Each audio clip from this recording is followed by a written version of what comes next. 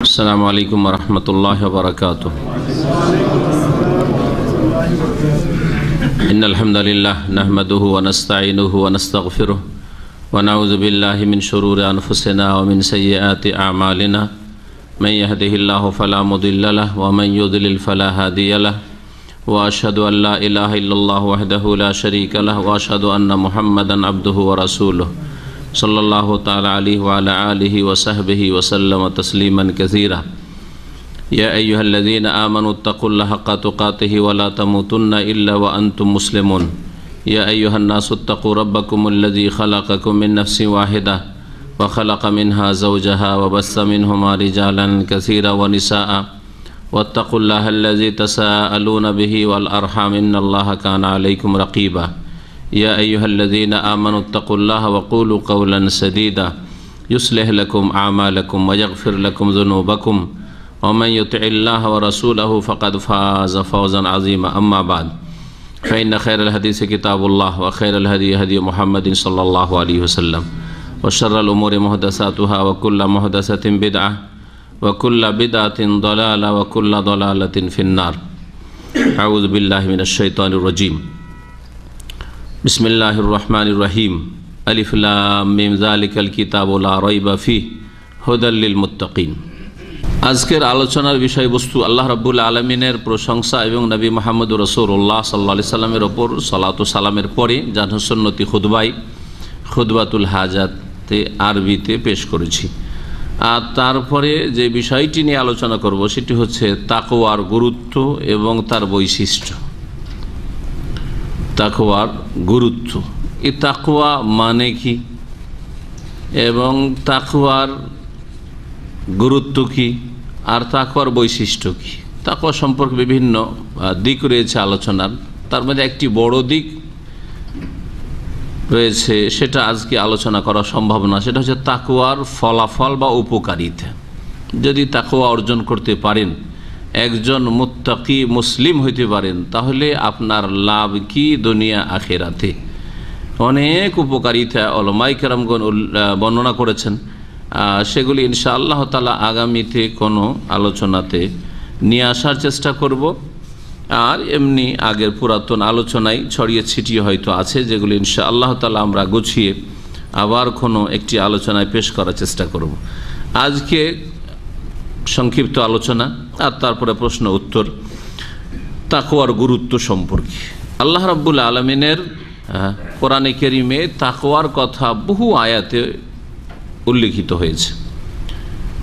তাকওয়া এবং মুত্তাকিন সম্পর্কে বিভিন্নভাবে আল্লাহ রাব্বুল আলামিন কোরআনে কারীমে বর্ণনা করেছেন। তার মধ্যে কোরআনে কারীম যে শুরু হয়েছে সূরা ফাতিহার পরে সূরা বাকারা, সূরা বাকারাতে আলিফ লাম মিম এ হচ্ছে প্রথম আয়াত, যার অর্থ উদ্দেশ্য আল্লাহ ভালো জানেন। নবী সাল্লাল্লাহু আলাইহি ওয়াসাল্লাম সাহাবায়ে কেরামরা নবী সাল্লাল্লাহু আলাইহি ওয়াসাল্লামকে জিজ্ঞাসাও করেননি আর নবী সাল্লাল্লাহু আলাইহি ওয়াসাল্লাম বলেনওনি। এই তিনটি অক্ষরের পরে যে আয়াতটি রয়েছে দ্বিতীয় আয়াত, সেই 2 নম্বর আয়াতে আল্লাহ পাক মুত্তাকিনদের কথা বর্ণনা করেছেন। কোরআন শুরু হচ্ছে, আল্লাহ পাক বলছেন এই কোরআনে কারীম রাস্তা সকলকে দেখাবে না। এই আয়াত দিয়ে আজকে আলোচনা শুরু করব। যালিকাল কিতাবু লা রাইবা ফীহ, এটি এমন একটি কিতাব যাতে কোনো সন্দেহ নেই যে এই কিতাব মিন ইনদিল্লাহ, আল্লাহর পক্ষ থেকে নাজিলকৃত। এতে কোনো সন্দেহ নেই যে এই গ্রন্থ আল্লাহর বাণী, এগুলি আল্লাহ পাক রব্বুল আলামিনের কালাম। এতে কোনো সন্দেহ নেই যে এতে যা কিছু অতীতের সংবাদ রয়েছে, ঘটনাবলী, অথবা অদৃশ্যের সংবাদ রয়েছে, চোখের আড়ালে জান্নাত জাহান্নাম পরকাল আখিরাত ইত্যাদি বহু বিষয় রয়েছে, সবগুলির সত্যতায় কোনো সন্দেহ নেই। এতে যে সব হুকুম আহকাম বিধিবিধান রয়েছে সেগুলি সত্য হওয়ায় আর বাস্তব হওয়ায় কোনো সন্দেহ নেই। লা রাইবা ফীহেতে এইরকম অনেক কথাই রয়েছে, তার আর বেশি ব্যাখ্যায় যাচ্ছি না। হুদাল লিল মুত্তাকিন, এই কিতাব রাস্তা দেখাবে। হুদান হাদিয়ান, এই কিতাব রাস্তা দেখাবে, এই কিতাব পরিচালিত করবে সঠিক পথে। কারাকে? লিল মুত্তাকিন, যারা মুত্তাকিন, আল্লাহ ভীরু, আল্লাহর ভয়ে পাপাচার থেকে বেঁচে থাকে, যারা আল্লাহর ভয়ে ভালো কাজ করে আর আল্লাহর ভয়ে মন্দ কথা কাজ থেকে বেঁচে থাকে, তারাই হচ্ছে মুত্তাকিন। তাদেরকেই কোরআনে কারীম জান্নাতের রাস্তা দেখাবে, তাদেরকে সিরাতে মুস্তাকিম সরল পথে পরিচালিত করবে। তাহলে কোরআনে কারীম যে নাজিল করার উদ্দেশ্য আল্লাহ রাব্বুল আলামিন মানুষকে সঠিক পথের সন্ধান দেয়া, এই কোরআনে কারীম দ্বারা সকলেই লাভবান হবে না, বরং লাভবান হবে একমাত্র কারা? যারা ঈমানের সাথে তাকওয়া অর্জন করতে পেরেছে, ইসলামের সাথে আল্লাহ ভীরু হতে পেরেছে, আল্লাহর ভয়ে তারা গুনার কথা কাজ থেকে বাঁচতে চায়, তাদেরকে কোরআনে কারীম উপকৃত করবে।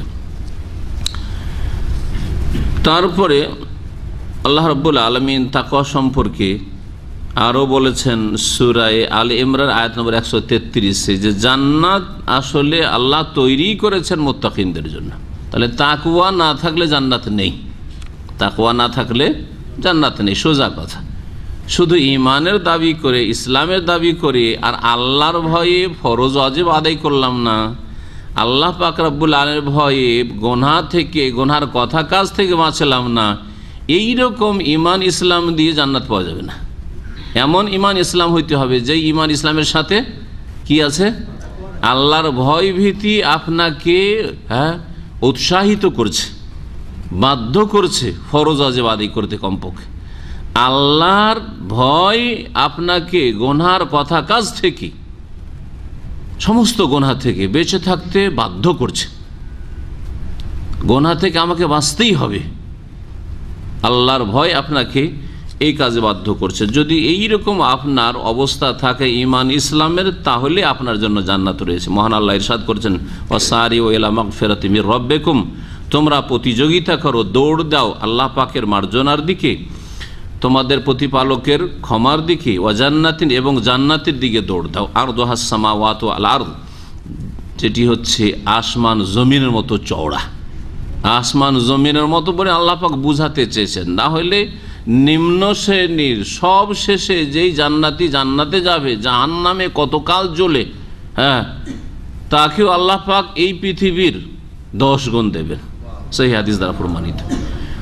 এই জান্নাত, তাহলে যারা প্রথমেই জান্নাতে যাবে, বিনা আযাব শাস্তিতে জান্নাতে যাবে, তাদেরকে আল্লাহ পাক কত বিশাল রাজত্ব দেবেন। ওয়াইদা রাআইতা সাম্মা রাআইতা নাঈমান ওয়া মুলকান কাবীরা, ওয়াইদা রাআইতা সাম, আল্লাহ বলছেন সূরা দাহরে, যখন সে আখিরাতে জান্নাতে দেখবি জান্নাতের দৃশ্য, রাআইতা নাঈমান, সেখানে নিয়ামত আর নিয়ামত দেখবে, নিয়ামত আর নিয়ামত, ভোগবিলাসের সামগ্রী আর সামগ্রী।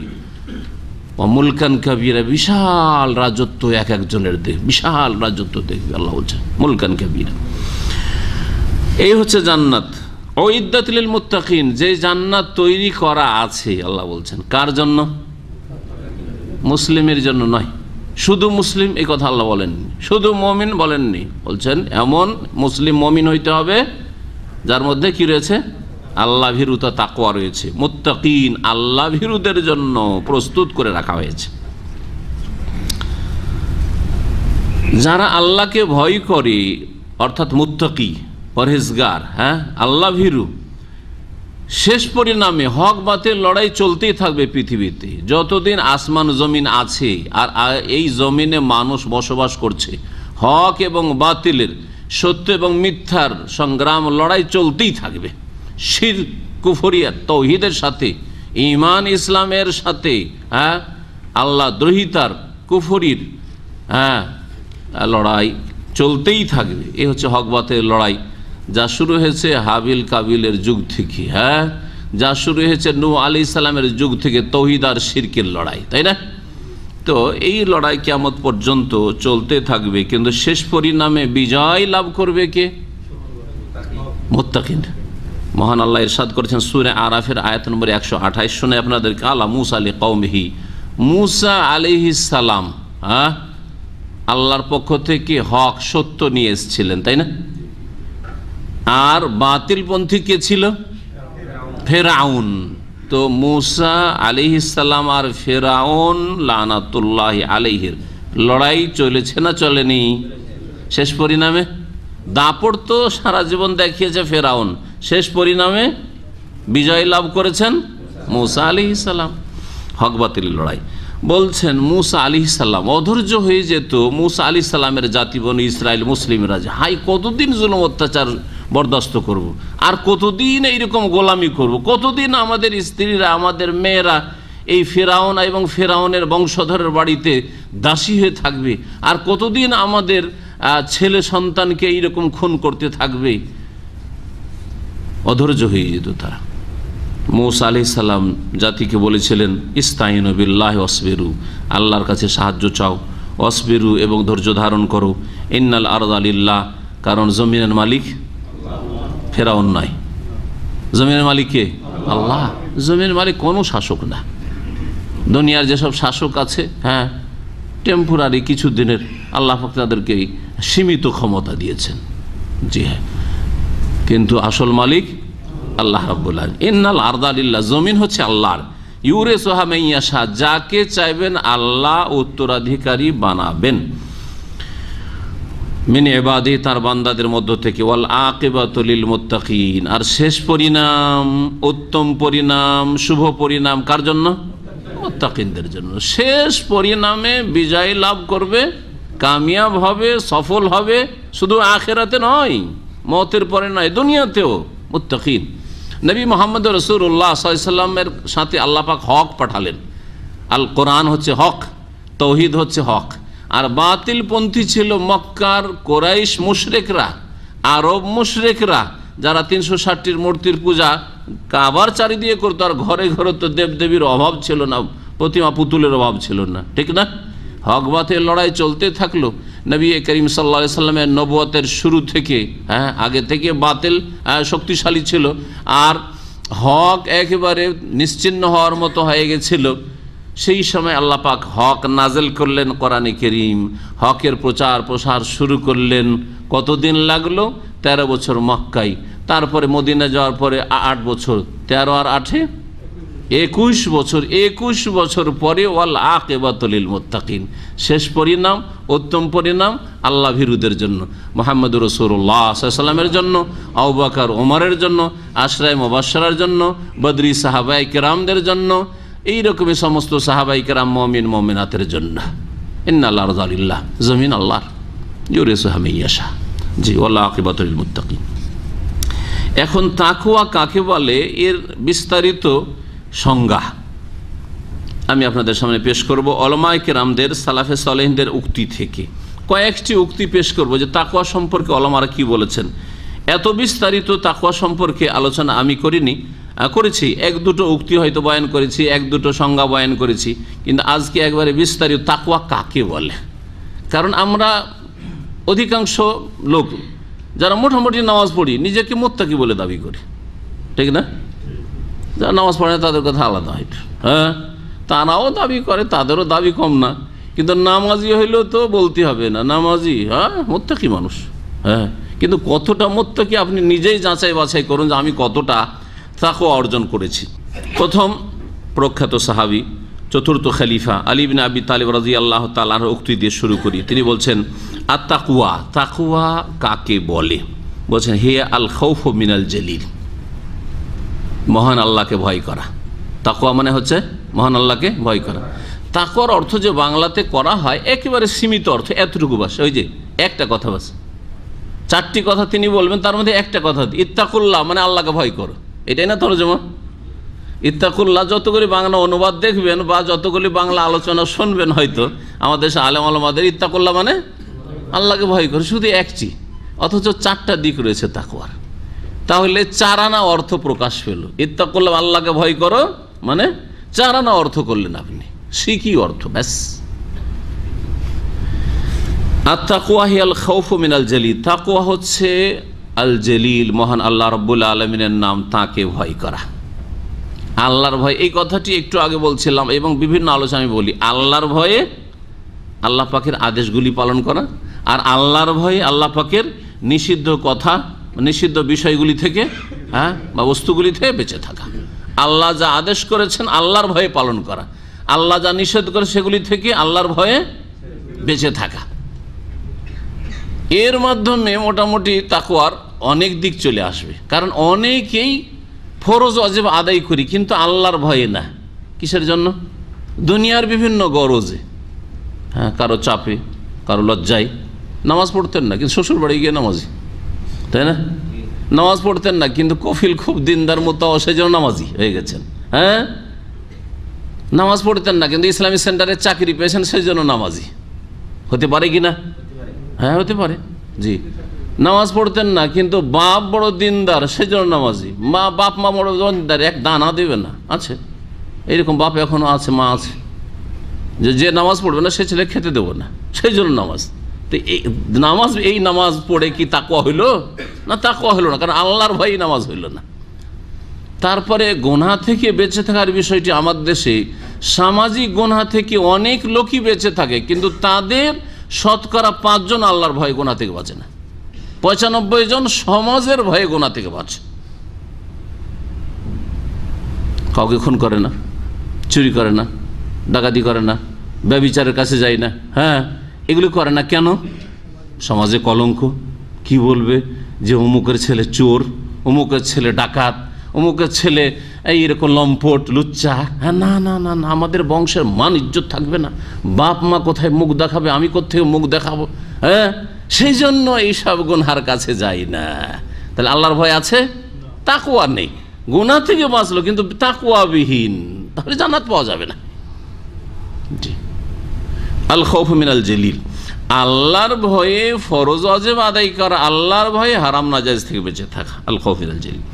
ওয়াল আমালু বিত্তানজিল, দ্বিতীয় তাকওয়ার দিক হচ্ছে যে আল্লাহ যে বিধান নাযিল করেছেন তার প্রতি আমল করা। জি, আমল করা 2-4টি কথা নেই, কোরআনে কারীমের শুরু থেকে শুরু করে শেষ পর্যন্ত প্রত্যেকটি বিষয়ের উপর আমল করা, প্রত্যেকটি বিধিবিধানের উপর আমল করা।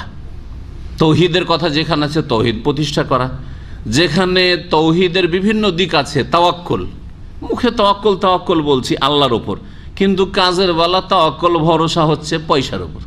পয়সা আছে মনে বল আছে, পয়সা নেই মন মরা। হ্যাঁ, চাকরি নেই, হাই কি করে খাবো আমি, হঠাৎ করে চাকরি চলে গেল, আজকাল দুর্দিন চলছে। সুতরাং এখন অনেকে এক্সিট যাচ্ছেন, এক্সিটে বাধ্য হচ্ছেন, কি যে অবস্থা, নার্ভাস হয়ে গেছে। কেন নার্ভাস আপনি? যে আল্লাহ রাজ্জাক এই আপনার এখানে বিদেশে, আল্লাহ রাজ্জাক বাংলাদেশে নয়, হ্যাঁ, আপনার দেশে নয়, ভারতে নয়, যে যেখানকার সেখানে নয়, সব জায়গায় আল্লাহ রিজিক, অফিস সময়ের রিজিক জমিন আল্লাহ বলেননি, আকাশে আছে। আকাশ থেকে যেখানে থাকবে সেখানে নাজিল হবে, কম নাজিল হবে না বেশি নাজিল হবে আপনিও জানেন না, হতে পারে যে এখান থেকে বেশি ওখানে গিয়ে নাজিল হবে। কিন্তু এত কারণ নার্ভাস হয়ে চাকরি চলে গেল, পেরেশানির শেষ নাই, টেনশনের শেষ নাই, ঘুম আসে না, চিন্তায় কি করে খাবো কি করব, কেন? জি, তো বলছিলাম যে কোরআনে কারীমের প্রতি আমল করা, শুধু কোরআনে কারীমের তাফসীর হচ্ছে রাসূলুল্লাহ সাল্লাল্লাহু আলাইহি ওয়াসাল্লাম হাদিস, আমল করা, জীবনের প্রতিটি ক্ষেত্রে আমল করা। যেখানে সুন্নতকে আঁকড়ে ধরার কথা আসছে, হ্যাঁ, নবী সাল্লাল্লাহু আলাইহি ওয়াসাল্লামের অনুসরণের কথা আসছে, তার আনুগত্যের কথা আসছে, সেখানে কোনো ব্যক্তিকে রাখবো না রসুলের হাদিসের সামনে, রসুলের তরিকার সামনে, না কোনো ইমাম, না কোনো মুরব্বী, না কোনো পীর, না কোনো মুর্শিদ, কেউ নেই। যখন হাদিস পেয়ে গেছি রাসূলুল্লাহ সাল্লাল্লাহু আলাইহি ওয়াসাল্লামের, তার উপর আমল করা আমার জন্য ফরজ। আর জেনে গেছি যে হাদিস জয়ীফ নয়, সহি, এই হাদিস মানসুখ রহিত হয়নি। সুতরাং কে বলেছে না বলেছে, আমাদের মযহাবে আছে কিনা, তরিকে আছে কিনা, পীর সাহেব বলেছেন কিনা, মুফতি সাহেব ফতোয়া দিল কিনা, সেটা দেখার বিষয় না। এইভাবে জীবনের প্রতিটি ক্ষেত্রে কোরআনে কারীমের প্রতি আমল করা। কোরআনে কারীমে আচার আচরণের ক্ষেত্রে, চলাফেরার ক্ষেত্রে আল্লাহ পাক রব্বুল আলামিন সূরা আপনি হুজরাত পড়ে দেখেন, সূরা আহজাব, মানুষের সাথে সম্পর্ক কি করে, সম্পর্কে উন্নতি হবে আর সম্পর্কের অবনতি থেকে কী করে বাঁচবেন, এইসব বিষয়গুলি আলোচনা করা হয়েছে। কেউ কাউকে নিয়ে উপহাস করবে না, ঠাট্টা মজাক করবে না, কেউ কাউকে খারাপ নাম দিয়ে ডাকবে না, ইত্যাদি আছে না নেই? কেউ কারো গীবত করবে না, কেউ কারো সম্পর্কে কি করবে না, তার দোষ তলাশ করে বেড়াবে না যে কোথায় ওর খুঁত পাই খুঁজে, হ্যাঁ, ওয়ালা তাজাসসু। এইরকম বহু বিধিবিধান রয়েছে। আপনার কাছে একটা সংবাদ হঠাৎ করে আসল, আর বিশ্বাস করলেন, আর তার সাথে একবারে শত্রুতা শুরু হয়ে গেল। আল্লাহ বলছেন না, ইনজা আকুম ফাসে করবে না ফাতাবাইয়ানু, একটু তদন্ত করে দেখো। আপনার স্ত্রী সম্পর্কে হঠাৎ করে আপনার টেলিফোন করে আপনার বোন, আপনার ভাবি কেউ বলে দিল যে তোমার স্ত্রীর চরিত্র খারাপ হয়ে গেছে, এর সাথে সাথে তালাক তালাক, আমি রাখবোই না। ঠিক কেমন কথা হইল? কোরআনের প্রতি আমল হলো। তাহলে কোরআনে কারীম পূর্ণ একটা লাইফ, হ্যাঁ, কোড অফ লাইফ, সারা জীবনের প্রত্যেকটি ক্ষেত্রে বিধিবিধানের প্রতি আমল করা। জি, বলছিলাম যে তাকওয়ার সংজ্ঞা ওয়াল আমাল বিতানজিল। 3 নম্বর হচ্ছে ওয়াল কানাআতু বিল কালিল, অল্পতে পরিতুষ্টি। আজকাল আমরা নিজেকে পরিতৃপ্ত করতে পারি না, মনের তৃপ্তি হয় না, খাই মেটে না। বেতন পেয়ে 1,500 রিয়াল বেতন, বলছে যে শেখ আমার বেতন খুব কম, একটা উমরার ব্যবস্থা হবে না? কত বেতন?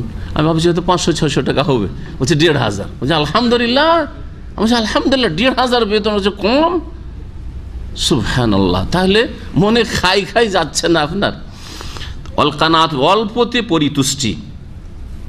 অল্পতেই মনকে যদি আপনি তৃপ্তি দান করতে পারেন যে আমি এতেই সুখী, তো আপনি খুব সুখী। আর যদি মাসে লাখ লাখ টাকা আসে কিন্তু শান্তি পাচ্ছেন না, আমার পাশে আমার 1 লাখ আসছে, ওর 5 লাখ আসছে, ঘুম হারাম হয়ে যাবে, তাই না? তাকওয়া অর্জন হবে না, তাকওয়া হবে না। জি, ওয়াল ইস্তিদাদু লিয়াউমির রাহিল। আর 4 নম্বর হচ্ছে যে যেই দিন দুনিয়া থেকে প্রস্থান করতে হবে, হ্যাঁ, বিদায় নিতে হবে, দুনিয়া ছাড়তে হবে না? হবে না? হ্যাঁ, দুনিয়া ছাড়তে হবে। যেই দিন দুনিয়া ছাড়তে হবে সেই দিনের জন্য কতটা প্রস্তুতি হয়েছে, প্রস্তুতি নেওয়ার নাম হচ্ছে তাকওয়া। আখিরাতে চিরকাল থাকতে হবে, সেখানকার জন্য রেডি হয়েছেন কিনা?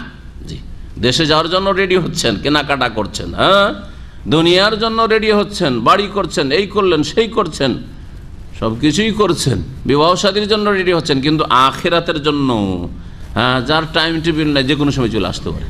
আর বিবাহের জন্য তো মোটামুটি একটা টাইম টেবিল আপনি ধার্য করেছেন যে আমি আর 6 মাস পরে বা 1 বছর পরে বিয়ে করব।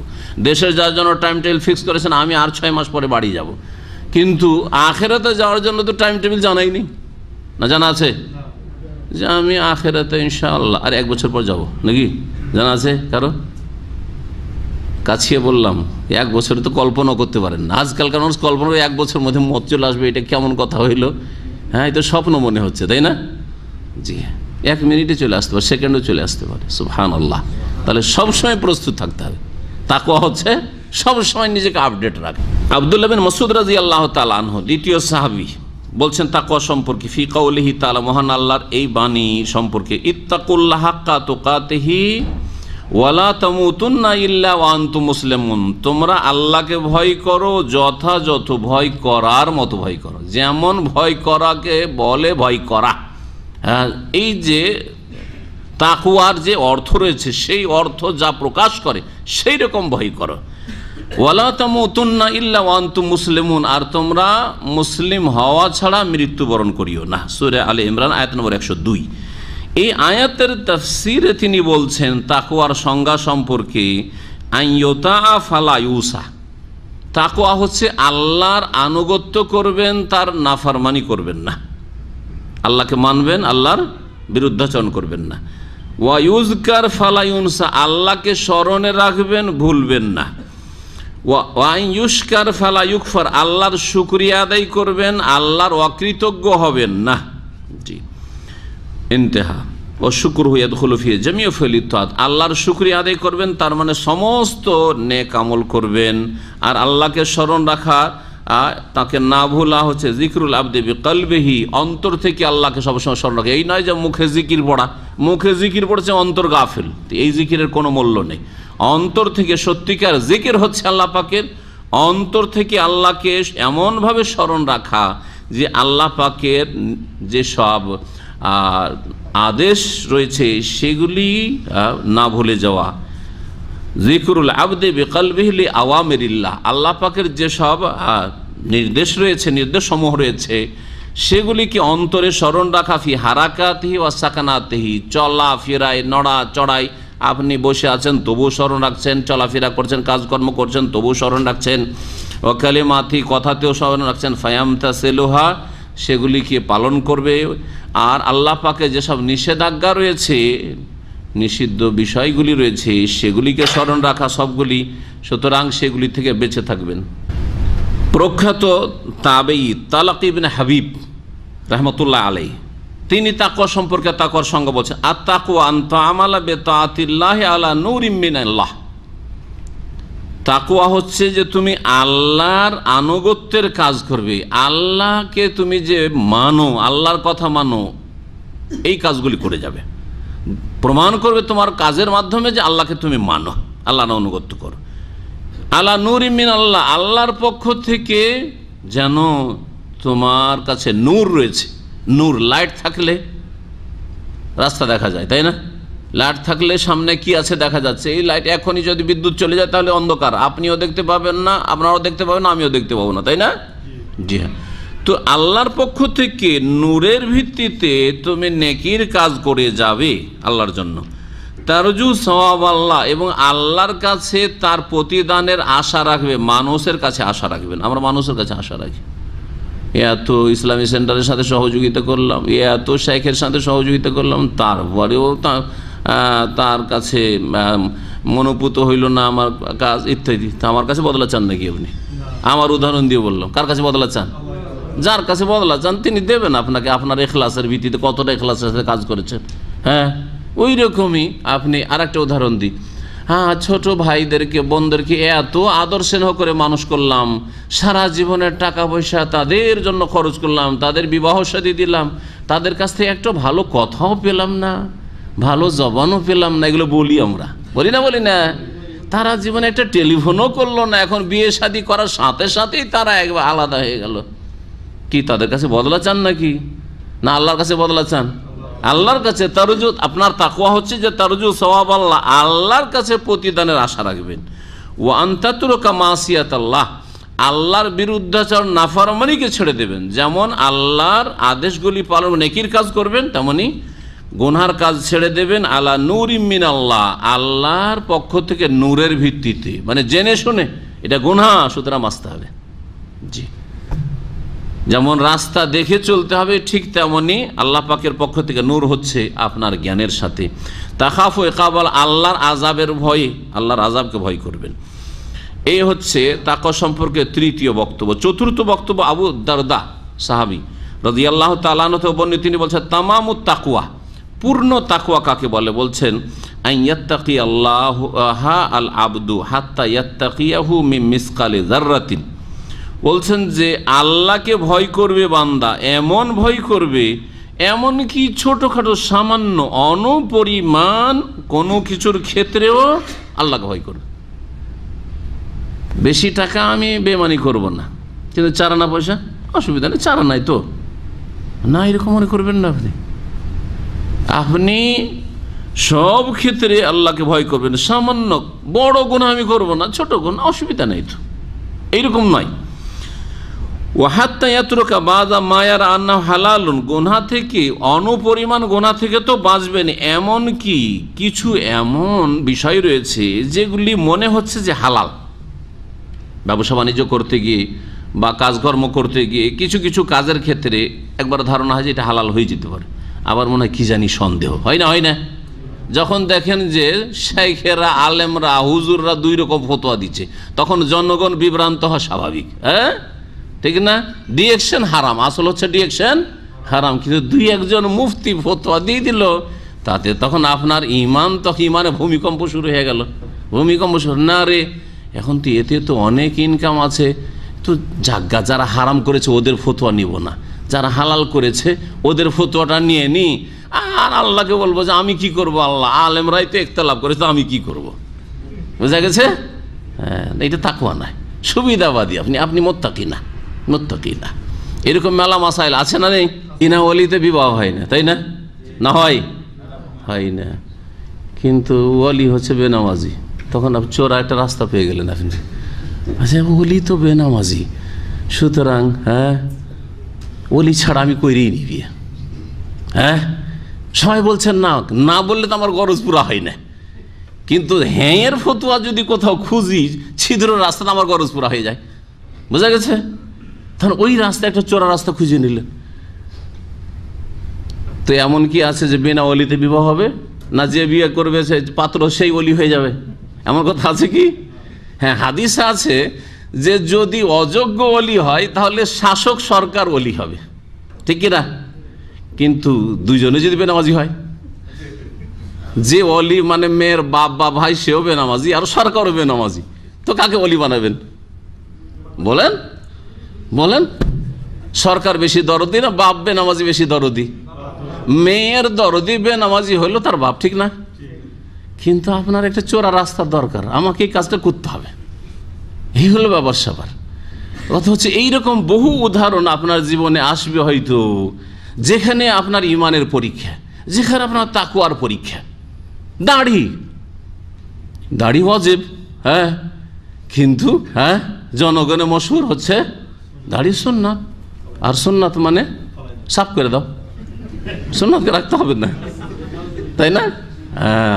চোরা রাস্তা দিলেন হালকা করে, তারপরে সাফ করে দাও, সুন্নাত মানে রাখতে হবে না। আর যদি মিস্ত্রিদের গুমরাহি নেন তো আরো বেশি গুমরাহি। দাড়ি আরবদের একটা ট্রেডিশন ছিল, রাখো, না হলে অসুবিধা নেই। হ্যাঁ, তাহলে তাদের বড় বড় কারি সাহেবদের আর হাফেজদের, হ্যাঁ কোরআন তো হেফেজ রেখেছে কিন্তু কোরআনের আমল করে নাই, আমল করার তৌফিক হয়নি তাদের। জি হ্যাঁ, বড় দুঃখের বিষয়। এই জন্য তাদের কারিগুলোর চেহারা আমি দেখতে চাই না, বিনা চেহারাতে শুনতে চাই।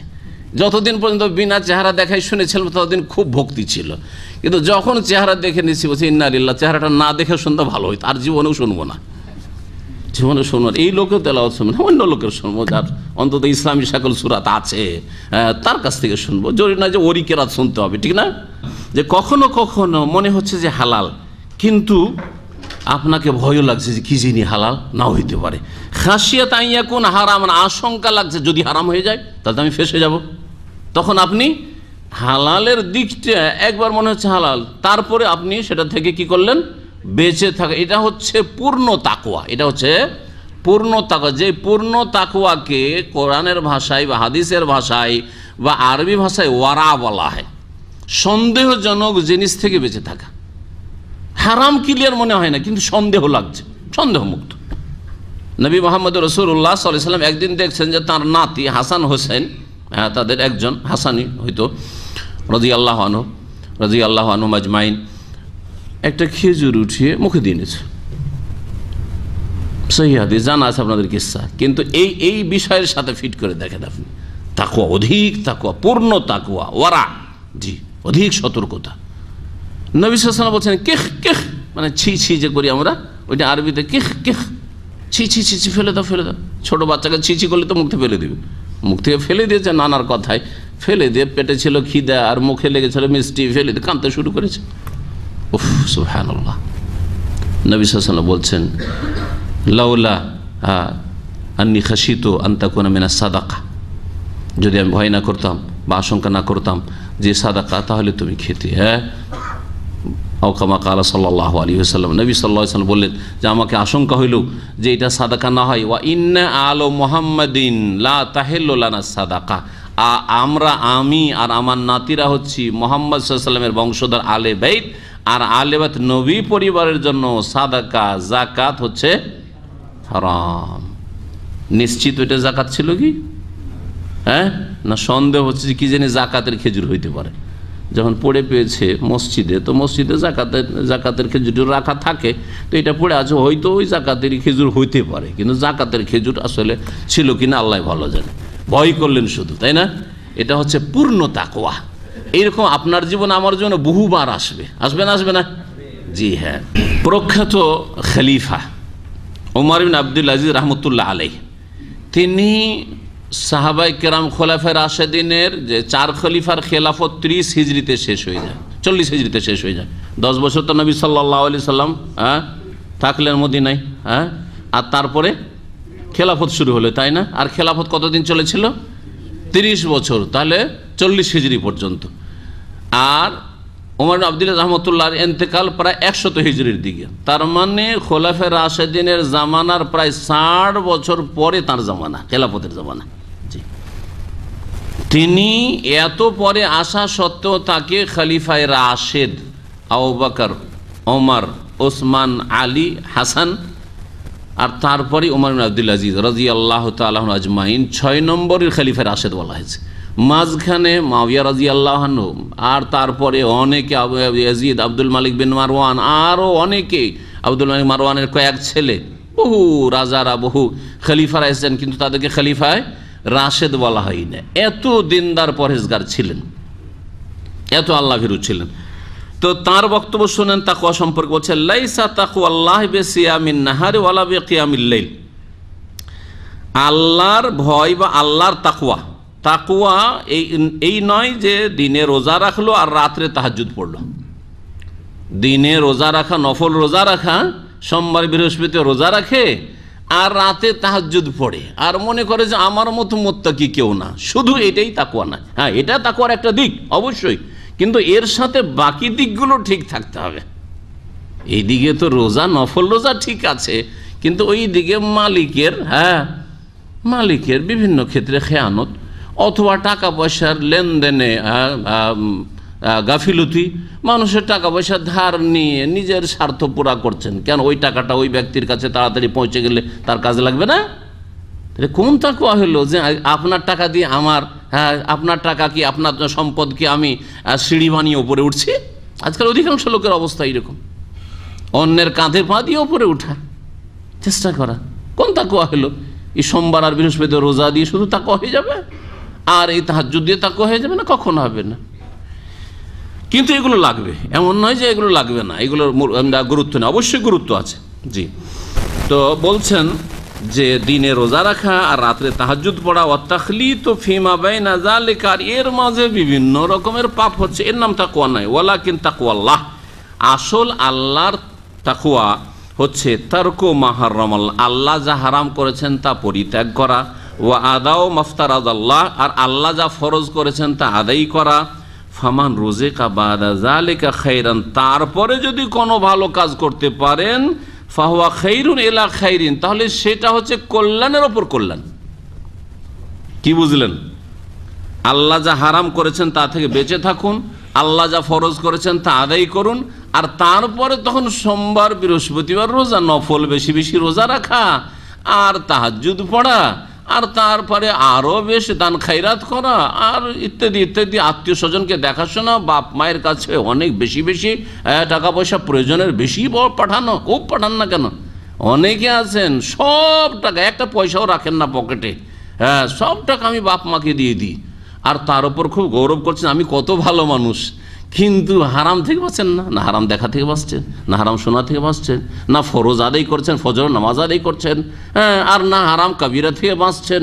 এই দিয়ে হয়তো থাইল্যান্ডে জুয়া খেলছেন, আর বিভিন্ন আজকাল নতুন নতুন মেলা জুয়া চলে এসছে এইখানে, যা খেলছে মানুষের কাছ থেকে শোনা যাচ্ছে। তো এর নাম তাকওয়া নয়, এর নাম তাকওয়া নয়। তাকওয়া যেমন বলেন ওমর আব্দুল আজিজ রাহমাতুল্লাহ আলাইহি, ওয়া আসলু তাকওয়া আইয়ালামাল আবদু মা ইয়াত্তাকি সুম্মা ইয়াত্তাকি, তাকওয়ার আগে, তাকওয়া মানে বেঁচে থাকা। তাকওয়া শব্দটির শাব্দিক অর্থ ওয়াকিয়া ইয়াকি, ওয়াকা ইয়াকি, বেঁচে থাকা, তাই না? তাকওয়া মানে বেঁচে থাকা। তো বেঁচে থাকবেন, এই হচ্ছে তাকওয়া। তো বেঁচে থাকবেন কি থেকে? সবটা থেকে বেঁচে থাকবেন, হ্যাঁ, না যেই কথা কাজ আল্লাহকে অসন্তুষ্ট করে তা থেকে বেঁচে থাকবেন, ঠিক না? তাহলে কোন কথা কাজটা আল্লাহকে অসন্তুষ্ট করে আপনাকে এলেম হাসিল করতে হবে কি না জানতে হবে, জানতে হবে না? হবে না? ফেসবুক দেখা যাবে কি যাবে না? আর যাবে তো কতটা যাবে? হ্যাঁ, একটা মেয়েকে আমি বিয়ে করতে চাই, তো ওর সাথে কি টেলিফোনে যোগাযোগ রাখা যাবে কি যাবে না জানতে হবে, জানতে হবে না? জানেন না বলে আজকাল প্রেম করছেন। বিয়ে তো আমি করেই নিব, সুতরাং প্রেম করলে কোনো দোষ নাই। কোন প্রেম দোষ? যেই প্রেমে ধোঁকাবাজি রয়েছে, এটাই না আজকালকার সেন্স। অধিকাংশ মুসলিম যুবকদের গুমরাহি হচ্ছে এটাই, যে আমি তো আসলে বিয়ে করার নিয়ত রেখেছি, সুতরাং অসুবিধা কি, তার সাথে কথা বললাম তো। হারাম। যতক্ষণ কবুল না করেছেন আপনি কেন কথা বলবেন? কোনো অধিকার নেই আপনার কথা বলার, আর কোনো বৈধতা নেই। হারাম কথা বলছেন আপনি, আপনার কথার জেনা হচ্ছে তার সাথে। প্রয়োজনের কথা তো ওর সাথে কেন কথা? ওর মায়ের সাথে কথা বল, হ্যাঁ হ্যাঁ, ওর বাপের সাথে কথা বলেন, অভিভাবকের সাথে কথা বলেন, কেন একটা যুবতীর সাথে কথা বলবেন না আপনি? তো কথা হচ্ছে যে তাকওয়ার আগে জানতে হবে যে কি থেকে বাঁচবেন আপনি। কারণ যদি জানা না থাকে তাহলে একটা হালাল জিনিস থেকে বাঁচছেন, তাই না? একটা লোক বলছে যে আমি চিংড়ি মাছ খাই না। কেন? বলছে চিংড়ি মাছ মাকরু, চিংড়ি মাছ মাকরু। এলেম তার সহি না ভুল? ভুল, ঠিক না? কাঁকড়া খাই না, কেন? বলছে কাঁকড়া মাকরু, ঠিক না? ইত্যাদি ইত্যাদি উদাহরণ দিলাম আর কি। কাঁকড়া আমিও খাইনি, খাই না, কিন্তু আমি মাকরু মনে করি না, আমার রুচি হয় না, খাই না, সেটা আলাদা কথা। বোঝা গেছে? তাহলে বোঝা গেল যে আপনাকে জানতে হবে যে কোনটা থেকে বাঁচতে হবে।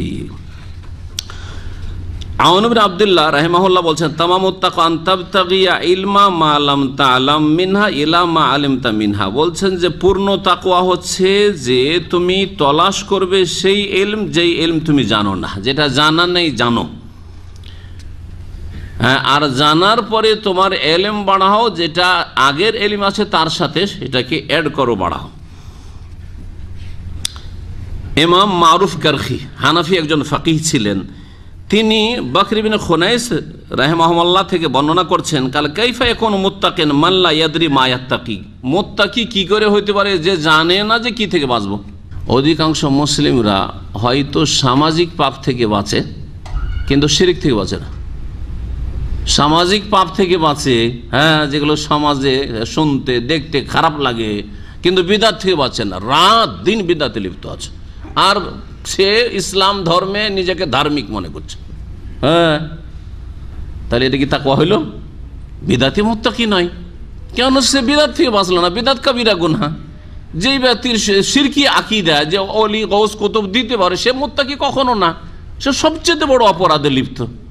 তাহলে আপনাকে জানতে হবে যে কি থেকে বাঁচবো। কেমন করে মুত্তাকি হবে? ওই ব্যক্তি যে জানে না যে মায়াত্তাকি কিসে থেকে বাঁচবো। আরো মারুফ কারখি বলছে, এজা কুনতা লা তুহসিন তাত্তাকি, যখন আপনি জানবেন না যে কি থেকে বাঁচবো, তাহলে অজান্তে আকালতার রেবা, সুদ খেয়ে ফেলবেন। সুদ খেয়ে ফেলবেন না ফেলবেন না? এর একটা উদাহরণ দিই। আমাদের দেশের লোকেরা সবাই জানে যে সুদ হারাম, জানে না? জানে না? সুদ হারাম এটা জানে না? জানে না?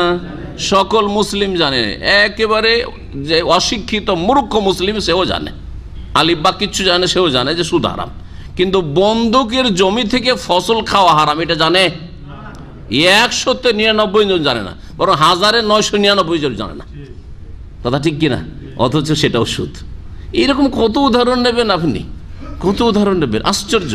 আমি যখন প্রথম আজকে থেকে প্রায় 13-14 বছর আগে বন্ধকের বিধান আলোচনা করলাম, সব অবাক অবাক, সবাই যে কি শুনলাম রে ভাই, আমাদের ঘরে ঘরে বন্ধকের জমি আছে আর খাচ্ছি, পয়সা সৌদি আরবে পাঠাচ্ছি, আর বাপ লেগে আছে এই সুদখড়িতে, আর ওই জমি জমি নিচ্ছে গরিবের, আর টাকা ধার দিচ্ছে, টাকা ধার দিচ্ছে, জমি রেখে নিচ্ছে, টাকা তুমি পুরো পেমেন্ট করো, তারপরে তুমি জমি নিয়ে যাও, আর ততদিন ফসল আমি খেতে থাকলাম।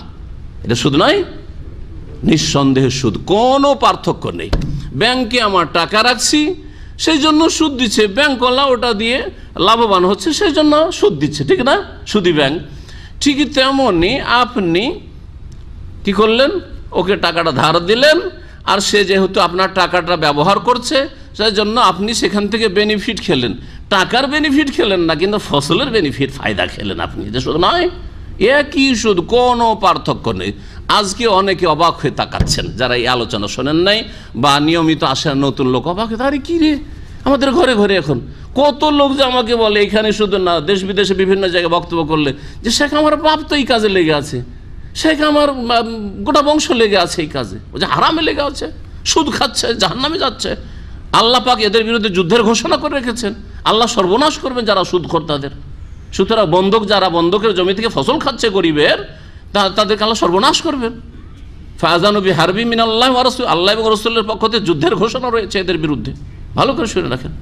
এই জন্যই বলছি যে তাকওয়াটাকে ভালো করে আজকে বুঝেন। জি হ্যাঁ, নামাজের তাকওয়া ঠিক আছে, দাড়ির তাকওয়া আপনার বাপের ঠিক আছে, কি বন্ধকের সুদ খাওয়ার ক্ষেত্রে তাকওয়ার পরোয়া নেই, কারণ জানেন না তার অজ্ঞতা। ওয়াইদা কুনতা লা তুহসিন তাত্তাকি, যখন আপনি আল্লাহকে ভয় করতে তাকওয়া কি জিনিস জানবেন না ভালো করে, লাকিয়াতকা ইমরাতুন, তখন কোন জায়গায় হয়তো একটা মহিলার সাথে সাক্ষাৎ হয়ে গেল, ওয়ালাম তাগুযা বাসারাকা, কিন্তু আপনি দৃষ্টি নত করলেন না। জানেন না, আপনি মনে করছেন আমি কোন কাউ করলাম, আমার মায়ের মতো লাগে দেখে, আমার খালার মতো লাগে, সেম সেম। হ্যাঁ, বলে না অনেকে, একেবারে আমার বড় আপার মতো লাগে। এটা যুবতীকে তাকাচ্ছে, ও আমার তো আপার মতো লাগে। আস্তাগফিরুল্লাহ বলি, বুঝে চোখের জেনা করছে, খবর নাই, জানে না। আমি মূর্খদের ভালো করে ফলো করে দেখেছি, দেশে একটা যুবতী যাচ্ছে, মহিলা যাচ্ছে, বয়স, এরা যুবক না শুধু, আমাদের দেশের বুড়োগুলো 50-60 বছর বয়স হয়ে গেছে, তাকিয়ে আছে ফেল ফেল করে মেয়েটার দিকে তাকিয়ে আছে, যুবতী মহিলার দিকে বা মেয়েটার দিকে তাকিয়ে আছে। আশ্চর্য, আস্তাগফিরুল্লাহ তাকিয়ে আছে। ও জানে না যে তাকিয়ে আমার যে গুনাহ হচ্ছে, ও জানেই না যে এটা তাকওয়া, কিছুই জানে না। হয়তো নামাজ পড়ে, কিন্তু তাকাইতে হয় না কারো বেগানা মহিলার দিকে, তাকাইতে হয় না, এটা জানেই না। আর এটা যে গুনাহ তাও জানেন। আজকাল ফেসবুকের যারা মানে ভাইরা, যারা ফেসবুক ব্যবহারকারী, তারা তো এই ক্ষেত্রে তাকওয়া হারিয়ে ফেলেছে। বলছে এমন কোনো ব্যাপার না, কি করব, ফেসবুক ব্যবহার করলে তো আসবেই সামনে, তাই না? তাদের জবাব এইরকমই, কি করব, নিরুপায়, ফেসবুক ছাড়া বাঁচতে পারবো না, আর ফেসবুক খুললেই তো এরকম নোংরা ছবি আসবে, আর কি করব। দেখতে দেখতে অনুভূতি হ্রাস পেয়েছে। আরবিতে একটা প্রবাদ রয়েছে, কাসরাতুল মাসাস তুবাল্লিদুল ইহসাস, বেশি বেশি ছুঁলে, বেশি বেশি টাচ করলে মানুষের অনুভূতি হ্রাস পেয়ে যায়, শেষ হয়ে যায়, তখন আর বোঝা যায় না। এর উদাহরণ বুঝবেন, যে হানাফিরা পায়ে পাঁচ সাঁটাই না, হঠাৎ করে পায়ে পাঁচ সাঁটিয়ে দেন, তার জন্য বালা মুসিবত হয়ে যায়। আরে কি করলো রে, এইরকম কেন শুরু করলাম, আমাকে কষ্ট লাগছে যেন, তাই না? এমনকি হাম্বেলি মূর্খরাও দেখেছি, হাম্বেলিরা কি ওদের পায়ে পা লাগাইতে কিন্তু ঘষ খাচ্ছে, কি বাবা কষ্ট লাগছে, পায়ে পা লাগাইলে ওকে কষ্ট লাগছে। কিন্তু আপনি আহলে হাদিস মসজিদে চলে যান, সেখানে যতই পায়ে পা লাগান ওকে কিছু লাগে না, কারণ ওর অভ্যাস হয়ে আছে, কত লাগাবি লাগা, ঠিক না? অভ্যাস হয়ে আছে তার। জি, তো এইরকমই যারা মহিলাদের তাকাচ্ছে, মহিলা ছবি দেখছে, যারা টিভিতে দেখছে, আরে বড় বড় দাঁড়িয়ে নিয়ে টিভির খবর মহিলার শুনছে, কোনো ব্যাপারই না। এটাকে কখন হারাম মনে করছে? মহিলার খবর শোনা, দেখা হারাম? মহিলার খবর ছবি সহ দেখা হারাম, এটা কোনোদিন শুনছেন আজকাল? কেন শুনছেন না? কারণ রাত দিন দেখে অভ্যাস হয়ে গেছে। কিন্তু যারা টিভি দেখে না, মহিলার ছবি দেখে না, তাদেরকে ঠিকই হারাম লাগছে, যদি আল্লাহকে ভয় করে। তাহলে যে যখন আপনি জানবেন না যে কি থেকে বাঁচতে হবে, তখন মহিলার সামনে পড়লেও তাকাইতে থাকবেন। ওয়াইদা কুনতা লা তুহসিন তাত্তাকি ওয়াদাতা সাইফাকা আলা আতিকাকা, যখন আপনি ভালো করে বাঁচতে জানবেন না, তখন আপনি আবেগী হয়ে, কখনো রাগে আপনি হয়তো কাউকে মেরে ফেলবেন, আপনি পরোই করবেন না হয়তো।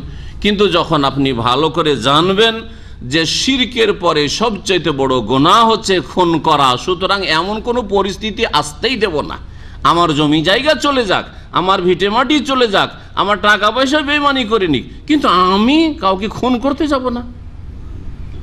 জানবেন তাহলে তো, না হলে এখানকার ঘটনা সিহাতের ঘটনা। আর আমি সেই বিচারে ছিলাম, একটা বাঙালি ছেলে, সে মাত্র 1900 রিয়াল পেত, মাত্র 1900 রিয়াল কফিলের কাছে পেত, কয়েকশো টাকা, 700-800 টাকা বেতন, কয়েক মাসের বেতন, কিছু দিয়েছে কিছু দেয়নি, 1900 টাকা পেত। টাকা কয়েকবার চেয়েছে, এ রাফেজি শিয়া শয়তান, বড় শয়তান ছিল, এ টাকা দিচ্ছে না, বরং টাকা চাইলে মারধর করে। ওর এমন রাগ হয়েছে যে ও যেইভাবে হোক না কেন এখন মারবে, এইরকম অবস্থা হয়েছে। আর তারপর ঠিক তাকে নিয়ে গিয়ে বলছে যে চলো, আমার এক সাদিক আছে ওই মাঝরাতে কাতিফের দিকে, ওই দিকে আছে, চলো ওখানে আমাকে পৌঁছে দাও, বা সাফর দিকে, কোথায় সাফর দিকে মনে হয়, অনেক আগের ঘটনা, 8-10 বছর আগের ঘটনা এই কাতিফ কোটের ঘটনা। এবং চোখের সামনে তাকে কলমা পড়িয়ে তারপরে কেসাস হয়েছে। ঘটনাটা আপনাদেরকে শোনাই। এই মাত্র 1900 টাকার জন্য এত রাগ হলে একে আমি খুন করবো। ওকে নিয়ে গেলে আমার সাদিকের কাছে, একটু আমার কাছে গাড়ি নেই, তুমি একটু পৌঁছে দাও, মালিককে বলছে। ও ভুলে গেছে একে মারছি, এর টাকা দিনে আমাকে নিয়ে যাচ্ছে মারবে, ও কল্পনা, ওর মত আছে, কল্পনাও করতে পারেনি। ও চাকুটাকু কোমরে বেঁধে নিয়ে গেছে। আর যখন মাজারের ভিতরে, যখন জঙ্গলে চলে গেছে, তারপরে ওকে ধাক্কাধাক্কি করে ছোড়া মারতে শুরু করেছে। মারতে মারতে তাকে ফেলে দিয়ে, গাড়িতে ফেলে দিয়ে একেবারে জবাই করে রেখে দিয়ে কয়েকদিন লুকিয়ে থাকার পরে যাই হোক ধরা পড়েছে। কয়েক বছর কাতিফ জেলে থেকেছে। আর তারপরে তার কেসাস হয়েছে। কাজী ছিলেন, মোবারকে থাকেন শেখ আকিল আল আকিল, আর খুব আমার সাথে পরিচিত মানুষ। শেখ বললেন যে মতিউর রহমান যাওয়া যাক ওখানে কলমা পড়াতে, আমিও যাব, আপনাকেও যেতে হবে, চলেন কলমা পড়াতে যাব। কোথায়? বলছে যেখানে করে ওই কেশাস হবে এখন ওই মৌকা বা শুরুতে, অথবা জেলের ওখানে যেতে হবে। জেলের অফিসে গেলাম, সেখানে গিয়ে তাকে শেষখানে নসিহত থেকে কলমা পড়াল। কাজী জানতে চাইলেন যে মাত্র কয়টা, কাজী জানেন ঘটনা, তার কাছে আছে সব রিপোর্ট, কিন্তু তারপরে শেষখান বলে যে দেখো তোমার আজকে জীবনটা চলে যাচ্ছে, মাত্র 1900 রিয়াল, মাত্র 1900 রিয়াল, কিছুই ছিল না। রাগটাকে একটু ঠান্ডা যদি করে দিতে, আল্লাহ এর চাইতে কত কি দিয়ে দিতেন, আর তোমার হায়াতটাও লম্বা হইতো, আল্লাহ পাক তোমাকে সুযোগ দিতেন। কিন্তু এই 1900 রিয়ালের জন্য একজনকে খুন করেছো, আজকে তোমাকে তার বদলে দুনিয়া থেকে বিদায় নিতে হচ্ছে। দেখলেন? জি হ্যাঁ। তো যখন তাকওয়া বুঝবেন না তখন এইগুলি ঘটবে। এইরকম ইমাম ইবনে রাজব রাহমাতুল্লাহ বলছেন, ওয়া আসলু তাকওয়া আন ইয়াজআলাল আবদু বাইনাহু ওয়া বাইনা মা ইয়াখাফুহু ওয়া ইয়াহযারু ওয়াকায়াতুন তাকিহি মিনহু। বলছেন যে আসল তাকওয়ার মূল হচ্ছে যে বান্দা তার নিজের মাঝে আর যেটাকে ভয় করছে, যে আমি এই গুনাহকে ভয় করছি, এর মাঝে কি করবে, একটা আড় তৈরি করবে, কায়া, যাতে করে সে বাঁচতে পারে। ফাতাকওয়াল আবদি লিরাব্বিহি, সুতরাং বান্দা যে আল্লাহকে ভয় করবে, আল্লাহর তাকওয়া অর্জন করবে, আইয়াজালা বাইনাহু ওয়া বাইনা মা ইয়াখশাহু, তার মাঝে এবং যাকে ভয় করে, হ্যাঁ, আল্লাহ রাব্বুল আলামিনের মিন গাযাবিহি, গজব ক্রোধ থেকে, ওয়াসাখাতে অসন্তুষ্টি থেকে, ওয়া ইকাবি আল্লাহ পাকের শাস্তি থেকে, এর জন্য সে বাঁচার ব্যবস্থা করবে। আল্লাহর আযাব থেকে, আল্লাহর অসন্তুষ্টি থেকে, আল্লাহর গজব থেকে কেমন করে বাঁচবো, এর জন্য একটা ব্যবস্থা করবে। সেই ব্যবস্থা হচ্ছে ঈমান এবং নেক আমল বৃদ্ধি করা। সেটা হচ্ছে ওয়া হুয়া ফি'লু তাআতিহি ওয়াজতিনাবু মাআসিহি, নেকির কাজগুলি করা এবং গুনহার কাজগুলি থেকে বেঁচে থাকা। তাকওয়ার এত গুরুত্ব যে আল্লাহ রাব্বুল আলামিন কালেমা তাইয়্যিবাকে কালেমাতুত তাকওয়া বলেছেন। এটা হয়তো আমরা কখনো খেয়াল করিনি। এই কালেমাকে কি বলা হয়েছে? কালেমা তাইয়্যিবা, পাক পবিত্র কালেমা, কালেমাতান তাইয়্যিবাতান কাশাজারাতিন তাইয়্যিবা। আর এই কালেমাকে কালেমা ইখলাস বলা হয়েছে, কালেমায়ে তাকওয়া বলা হয়েছে, লা ইলাহা ইল্লাল্লাহ। আল্লাহ পাক সূরা ফাতির আয়াত নম্বর 26 ইরশাদ করছেন, ইজ জাআলাল্লাযীনা কাফারু ফি কুলুবিহিমুল হামিয়াতা হামিয়াতাল জাহিলি ফাআনজালাল্লাহু সাকিনাতাহু আলা রাসূলিহি ওয়া আলাল মুমিনিনা ওয়া আলজামাহুম কালিমাতাত তাকওয়া। আল্লাহ পাক বলেছেন ওয়া আলজামাহুম কালিমাতাত তাকওয়া। পুরো আয়াতের তাফসীর না করে সময়ের স্বল্পতার জন্য আল্লাহ পাক তাদের উপর অপরিহার্য করেছেন তাকওয়ার কালেমা। লা ইলাহা ইল্লাল্লাহ হচ্ছে তাকওয়ার কালেমা। এই লা ইলাহা ইল্লাল্লাহ ছাড়া তাকওয়া অর্জন হতে পারে না। ওয়া কানু আহাক্কা বিহা ওয়া আহলাহা, আর তারাই এই কালেমায়ে তাকওয়ার অধিক হকদার ছিল। তাকওয়ার গুরুত্ব সম্পর্কে আরও বলবো যে আল্লাহ রাব্বুল আলামিন সমস্ত মানুষকে, আগের মানুষ আর পরের মানুষ, যারা আমাদের পূর্বে এসেছেন, রাসূলুল্লাহ সাল্লাল্লাহু আলাইহি সাল্লামের জামানার আগে এসেছেন যত জাতি, সমস্ত জাতিকে, আর যারা পরে এসেছেন এবং কিয়ামত পর্যন্ত আসবেন, সকলকে আল্লাহ পাক সম্বোধন করে বলেছেন তাকওয়ার নসিহত, তাকওয়ার ওসিয়ত। সূরা আল ইমরান, সূরা নিসা আয়াত নম্বর 131 আল্লাহ পাক ইরশাদ করেছেন, ওয়ালাকাদ ওয়াসাইনাল্লাযীনা উতুল কিতাবা মিন ক্বাবলিকুম ওয়া ইয়্যাকুম আনিত্তাকুল্লাহ। নিশ্চয় আমি ওসিয়ত করেছি ওই সব লোকদেরকে যাদেরকে আগের যুগে কিতাব দেওয়া হয়েছিল, হ্যাঁ, আহলে কিতাব ইহুদি নাসারা, তাদেরকেও নসিহত করেছি, ওসিয়ত করেছি। ওয়া ইয়্যাকুম, আর হে মুমিন মুসলিম শেষ উম্মতের লোকেরা, তোমাদেরকে ওসিয়ত নসিহত করেছি কি, আনিত্তাকুল্লাহ, আল্লাহকে ভয় করবে। আনিত্তাকুল্লাহ, আল্লাহর তাকওয়া অর্জন করবে, অর্থাৎ আল্লাহর ভয়ে ফরজ ওয়াজিব আদায় করবে, নেকির কাজ করবে, হারাম নাজায়েজ থেকে বেঁচে থাকবে, গুনার কথা কাজ থেকে বেঁচে থাকবে।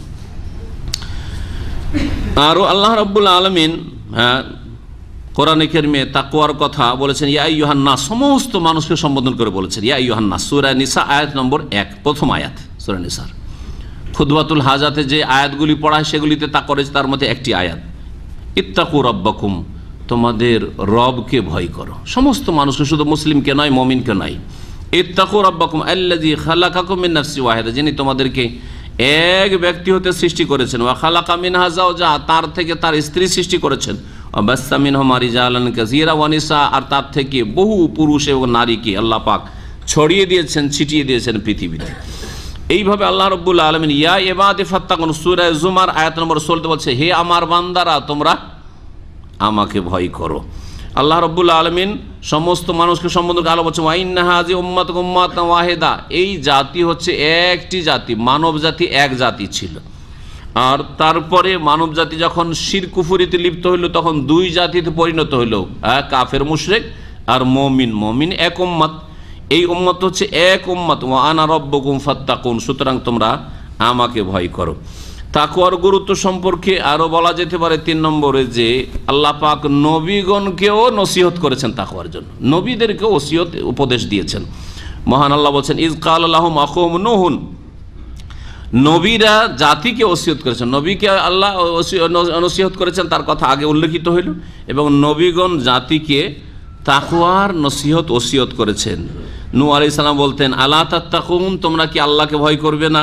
হুদ আলাইহিস সালাম বলতেন, সূরা শুআরাতে রয়েছে আয়াত নম্বর 106 নূহ আলাইহিস সালামের কথা, আর আয়াত নম্বর 124 আলা তাত্তাকুন, হুদ আলাইহিস সালাম বলতেন তোমরা কি আল্লাহকে ভয় করবে না। এইরকমই সালেহ আলাইহিস সালাম সামুদ জাতিকে বলতেন সূরা শুআরার আয়াত নম্বর 142 আলা তাত্তাকুন। এইরকমই লূত আলাইহিস সালাম নিজের জাতিকে বলতেন সূরা শুআরার আয়াত নম্বর 161, আল্লাহ বলছেন, ইজ ক্বালা লাহুম আখুহুম লূতুন, তাদের ভাই লূত বলেছিলেন, আলা তাত্তাকুন, তোমরা কি ভয় করো না, আল্লাহকে ভয় করবে না, কেন আল্লাহর নাফরমানি করছো। এইরকমই শুআইব আলাইহিস সালাম বলেছিলেন, ইজ ক্বালা লাহুম শুআইবুন আলা তাত্তাকুন। সমস্ত নবীরা নিজ নিজ জাতিকে ভয় করার তাকওয়ার উপদেশ দান করেছে সূরা শুআরা আয়াত নম্বর 177। এইরকমই ইব্রাহিম আলাইহিস সালামও সূরা আনকাবুত আয়াত নম্বর 16 নিজ জাতিকে তাকওয়ার, ইজ ক্বালা লিকওমিহি উবুদুল্লাহ ওয়াত্তাকু, আল্লাহর ইবাদত করো এবং আল্লাহকে ভয় করো। এইভাবে 4 নম্বরে বলা যেতে পারে যে আল্লাহ রাব্বুল আলামিন সমস্ত মখলুক বান্দাকে তার ইবাদতের নির্দেশ দিয়েছেন।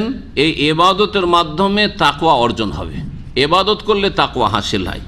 এই মর্মে বলতে পারেন যে আল্লাহ রাব্বুল আলামিন বলছেন যে রবের ইবাদত করো লাআল্লাকুম তাত্তাকুন, যাতে করে তোমরা বাঁচতে পারো। সূরা বাকারার শুরুতে আয়াত নম্বর 21 রয়েছে। এইরকমই রোজা আল্লাহ ফরজ করেছেন। রোজা সম্পর্কে আল্লাহ বলছেন, ইয়া আইয়ুহাল্লাযীনা আমানু কুতিবা আলাইকুমুস সিয়াম কামা কুতিবা আলাল লাযীনা মিন ক্বাবলিকুম লাআল্লাকুম তাত্তাকুন। রোজা ফরজ, রোজা রাখলে কি হবে, যাতে করে তাকওয়া অর্জন করে। তাহলে ইবাদত বন্দেগীর লক্ষ্য উদ্দেশ্য টার্গেট হচ্ছে তাকওয়া পর্যন্ত পৌঁছা, যেটা বলতে চাইছেন। ইবাদত বন্দেগীর যে আল্লাহ পাক নির্দেশ দান করেছেন কিসের উদ্দেশ্যে, তাকওয়ার বাস্তবায়নের জন্য, যাতে করে তাকওয়া অর্জন হয়। এইরকমই আল্লাহ পাক সরল পথে সোজা পথে চলতে বলেছেন, ওয়া আন্না হাযা সিরাতি মুস্তাকিমা ফাত্তাবিউহু, সেই পথের অনুসরণ করো। ওয়ালা তাত্তাবিউস সুবুলা ফাতাফাররাকু বিকুম আন সাবিলি যালিকা ওয়াসাকুম বিহি, এই সরল পথে চলার আল্লাহ পাক ওসিয়ত করছেন, নির্দেশ দান করছেন, লাআল্লাকুম তাত্তাকুন, যাতে করে তোমরা তাকওয়া অর্জন করতে পারো। সূরা আনআম আয়াত নম্বর 53। তাকওয়া সম্পর্কে 5 নম্বরে তাকওয়ার গুরুত্ব সম্পর্কে বলবো যে তাকওয়ার স্থান হচ্ছে আসল কলব, হৃদয়, মানুষের অন্তরে তাকওয়া হইতে হবে। তাকওয়া হাতে আর পায়ে নয়, আর অঙ্গ প্রত্যঙ্গ নয়, আসল তাকওয়া হচ্ছে অন্তরে। অন্তরে যখন তাকওয়া থাকবে তখন তার বহিঃপ্রকাশ ঘটবে মানুষের হাতে পায়ে অঙ্গ প্রত্যঙ্গে, জবানে, কথায়, চাল চলনে, সবকিছুতে বোঝা যাবে যে লোকটি মোত্তাকি আছে। তো অন্তরে যার যত বেশি তাকওয়া রয়েছে তার তত সুন্দর বহিঃপ্রকাশ ঘটবে। তাকওয়া থাকলে ফজরে আপনাকে জাগাবার জন্য কোনো লোক লাগবে না, আপনি নিজেই অন্যদেরকে জাগাবেন। তাকওয়া থাকলে আপনার স্ত্রীর হক আদায় করার জন্য আপনার বাপ মাকে উপদেশ দিতে হবে না যে বাবা তুমি আমার বৌমার সাথে ভালো ব্যবহার করিও। তাকওয়া থাকলে কোনো মহিলাকে এই নসিহত ওসিয়ত করে পাঠাইতে হবে না তার বাপ মার পক্ষ থেকে যে জামাইয়ের সাথে ভালো ব্যবহার করিও, শ্বশুর শাশুড়ির খেদমত করিও, বলার কোনো প্রয়োজন হবে না। হবে নাকি? তাকওয়া আছে, নিজেই করবে আল্লাহর ভয়ে, আল্লাহকে সন্তুষ্ট করার জন্য, জাহান্নামের আযাব থেকে বাঁচার জন্য। তো তাকওয়ার স্থান হচ্ছে কলব, আর কলব যদি ঠিক হয়ে যায়, হৃদয় ঠিক হয়ে যায়, তাহলে বাকি সমস্ত অঙ্গ প্রত্যঙ্গ ঠিক হয়ে যাবে। এই মর্মে একটি হাদিস সহিহ বুখারীতে রয়েছে, লম্বা, তার একটি অংশ শুধু বলছেন। নবী সাল্লাল্লাহু আলাইহি ওয়াসাল্লাম বলছেন, আত তাকওয়া হাহুনা, তাকওয়া হচ্ছে এইখানে, ওয়ায়ুশিরু ইলা সাদরিহি সালাসামা, 3 বার করে ইঙ্গিত করছেন আত্তাকওয়া হা হোনা, আত্তাকওয়া হা হোনা, আত্তাকওয়া হা হোনা।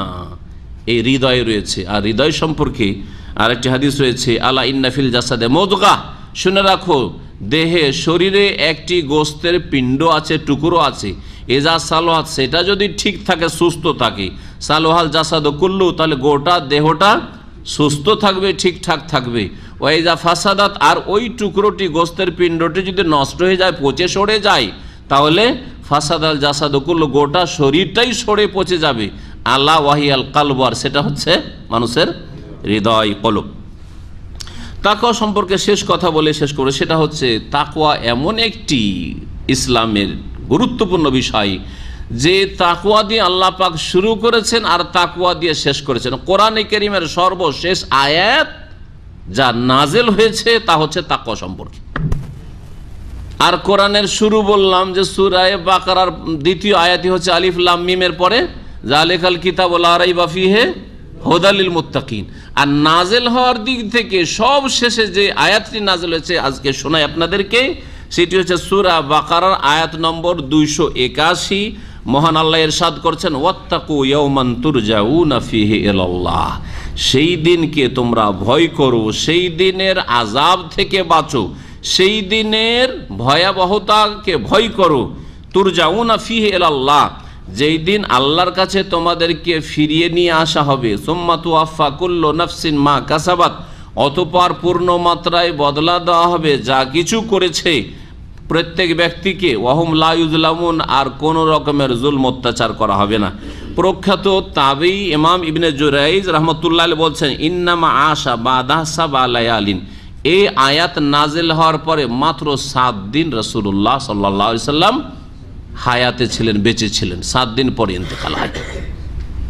জি, ওয়াফি রিওয়ায়া আরেকটি বর্ণনা রয়েছে 9 দিন, মানে এই আয়াত নাজিল হওয়ার পরে 7 দিন বেঁচেছেন অথবা 9 দিন বেঁচে থেকেছেন। এইভাবে ইমাম ইবনে কাসির এবং অন্যান্য মুফাসসিরিনগণ উল্লেখ করেছেন। পক্ষান্তরে যে আয়াতটি সম্পর্কে খুব মশহুর আছে, মানুষের মাঝে প্রসিদ্ধ আছে, যে আল ইয়াউমা আকমালতু লাকুম দীনাকুম ওয়া আতমামতু আলাইকুম নি'মাতি ওয়া রাদিতু লাকুমুল ইসলামা দীনা, এই আয়াতটি সর্বশেষ আয়াত, সর্বশেষ না, শেষ জামানার আয়াত। এই আয়াতটি কোথায় নাজিল হয়েছিল? এই আয়াত নাজিল হয়েছে আরাফায় নাজিল হয়েছে। তো আরাফা হলো কত? 9 জিলহজ, তাই না? তারপরে জিলহজ মাস পুরোটা পার হইল, তারপরে মুহররম, তারপরে সফর, তারপরে 12 রবিউল আউয়ালে নবী মুহাম্মদ রাসূলুল্লাহ সাল্লাল্লাহু আলাইহি সাল্লামের ইন্তেকাল হয়। তাহলে কতদিন হয়ে যায়? হ্যাঁ দেখেন, মুহররম, সফর 60 দিন, আর রবিউল আউয়াল মাসের 12 দিন। হ্যাঁ, তাহলে কতদিন হয়েছে? 72 দিন। 72 দিন, আর এই দিকে আপনার হয়ে যাচ্ছে হ্যাঁ আরো 21 দিন, আর 21, তাহলে কতদিন হয়ে যায়? 93 দিন।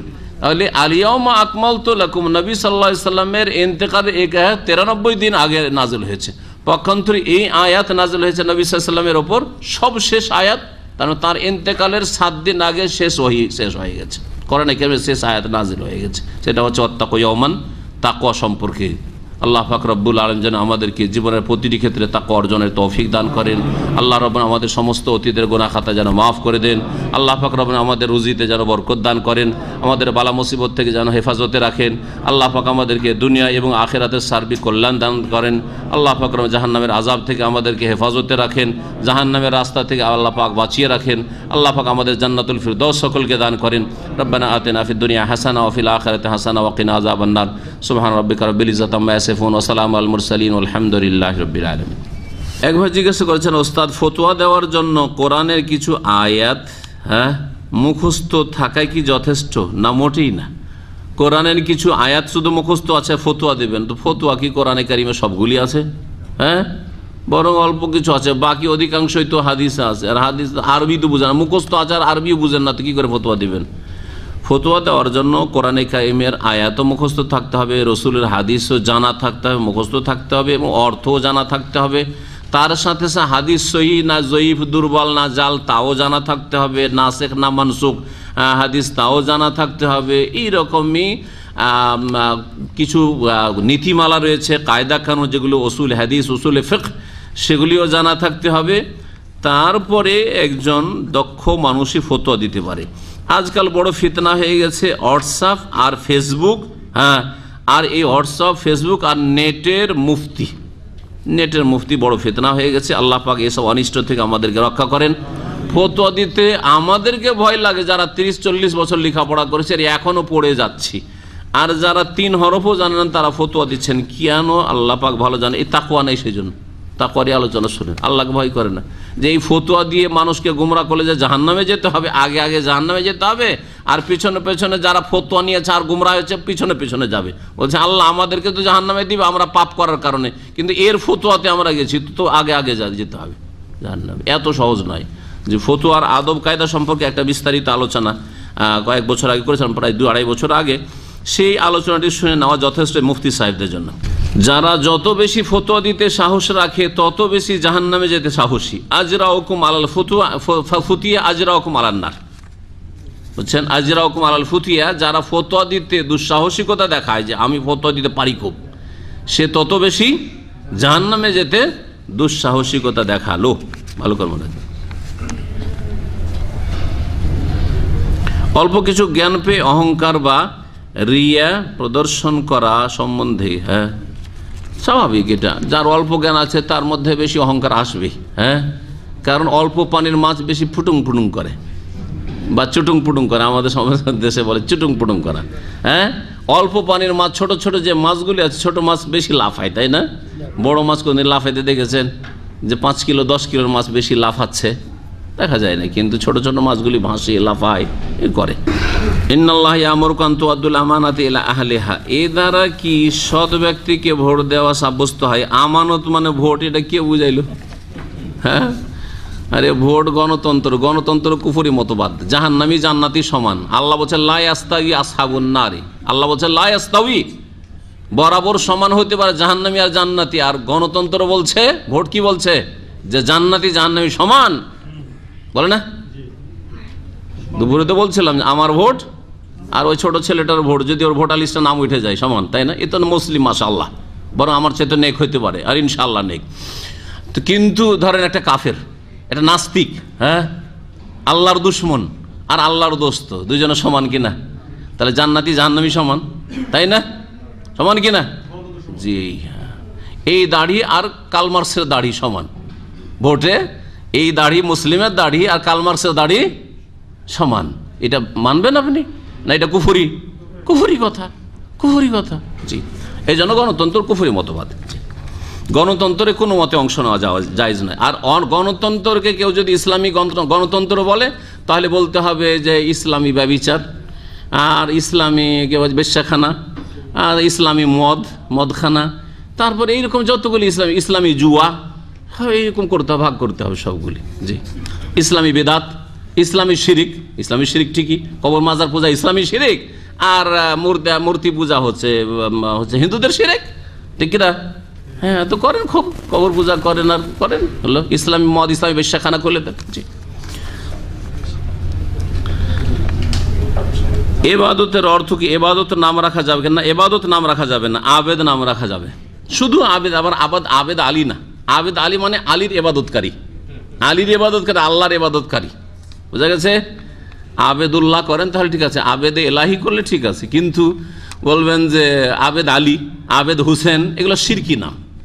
শুধু আবেদ রাখেন, শুধু আবেদ নাম রাখেন, আরবদের মতো।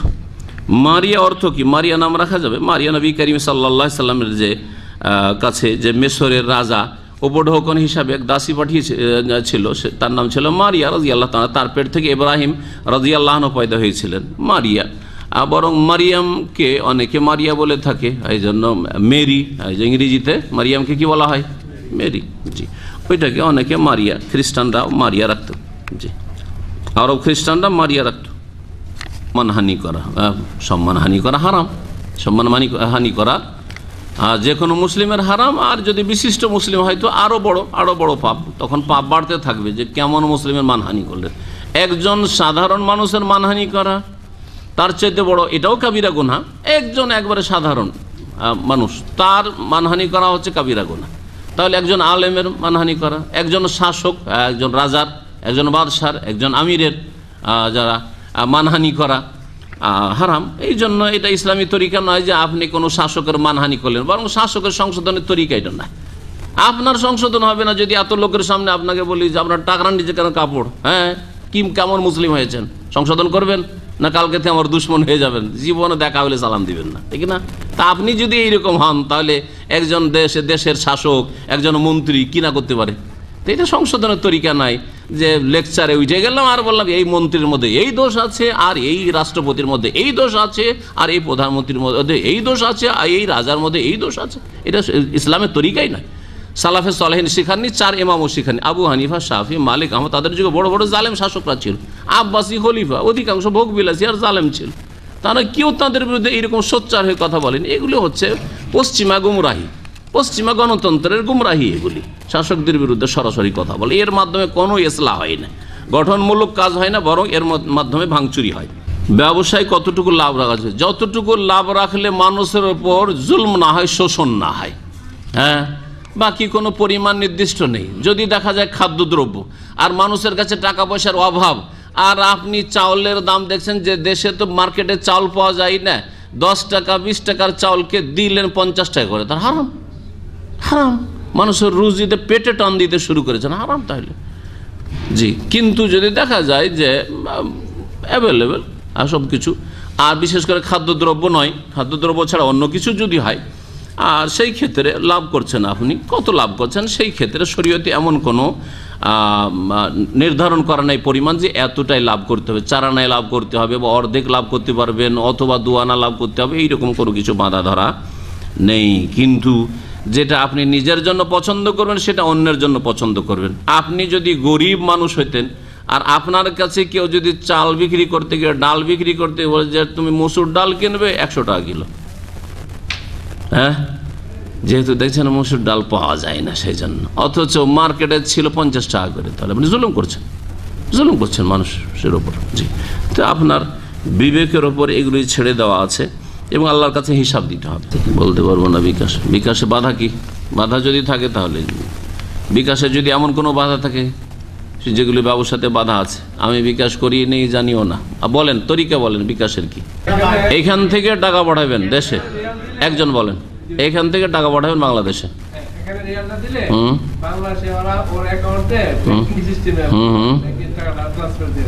অ্যাকাউন্টে দেবে। এইটা কোনো একটা প্রতিষ্ঠান না কোনো ব্যক্তি? প্রতিষ্ঠান টাকা জমা দেবে, হ্যাঁ, ওর ব্যাংকে টাকা জমা করবে, তো অসুবিধা কি? মানে যে ব্যাংকের যে রেটটা আছে এখানে ব্যাংক থেকে ট্রান্সফার করার, তহবিল করার, যে সৌদি আরব থেকে তার চাইতে একটু বেশি কম নিচ্ছে, এই তো, কোনো অসুবিধা নেই এই ক্ষেত্রে। হ্যাঁ, আর কি বিষয় আছে?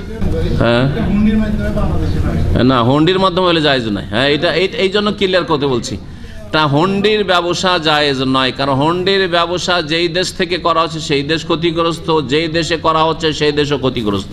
হুন্ডিতে টাকা পাঠালে সৌদি আরব থেকে পাঠালে সৌদি আরবও ক্ষতিগ্রস্ত, বাংলাদেশে যদি হুন্ডির মাধ্যমে টাকা যায় তাহলে ব্যাংকে কেউ টাকা পাঠাবে না, তা ব্যাংকগুলি সরকারের ক্ষতিগ্রস্ত বা সরকারের অর্থনীতি দুর্বল হয়ে পড়বে। এইভাবে বিদেশ থেকে সরকারের টাকা কম যাবে, সুতরাং অর্থনীতি দুর্বল হবে, যে ক্ষেত্রে আপনি খেয়ানত করছেন, জায়েজ নাই। হ্যাঁ, এই কারণে জায়েজ নাই। তারপরে হুন্ডির ব্যবসায় এই টাকাগুলি দুবাই পাঠানো হয়, সেখানে যারা স্মাগলার, যারা অসৎ, তাদের কাছে এই টাকাগুলো যে তাদের কালামানিকে হোয়াইট মানি করে, হ্যাঁ, কথা বোঝা গেছে, যার ফলে এই সব হয়ে থাকে, যেই জন্য এই হুন্ডির ব্যবসা জায়েজ। আর হুন্ডিতে কত লোক যে ধরা খাচ্ছে আর জেল খাটছে, এই 18 বছর 20 বছর এখানে দামামে দেখলাম, 18 বছর, আর এর আগেও দেখেছি। আল কাসিম একবার হুন্ডিওয়ালাদেরকে এমন করে ধরলো যে সব চলে, যার টাকা পৌঁছে গেছে, আর যার টাকা যায়নি গেল তো মরেই গেল টাকা, কারণ সব জেলে চলে গেছে আর এক্সিটে চলে গেছে, কেউ জেলে কেউ এক্সিটে।